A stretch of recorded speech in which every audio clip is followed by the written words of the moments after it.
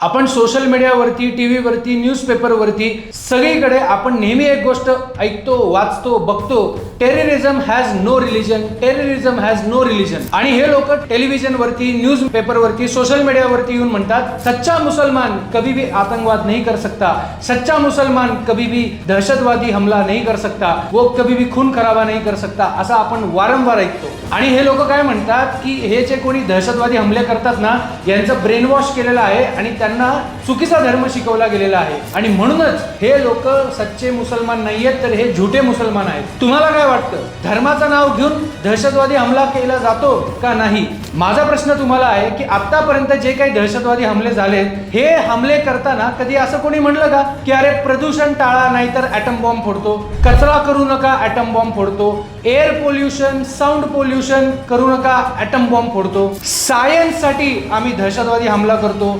आर्टसाठी आम्ही दहशतवादी हमला करतो, अशा कोणत्या विचारधारांसाठी कधी आतापर्यंत दहशतवादी हमला झालाय का? आतापर्यंत कधी वुमेन्सच्या अधिकारासाठी दहशतवादी हमला झालाय? आतापर्यंत कधी गरिबांची गरिबी हटवण्यासाठी हमला झालेला आहे? आतापर्यंत कधी शोषित लोकांसाठी, वंचित लोकांसाठी कधी आतापर्यंत दहशतवादी हमला झालाय? विचार करा.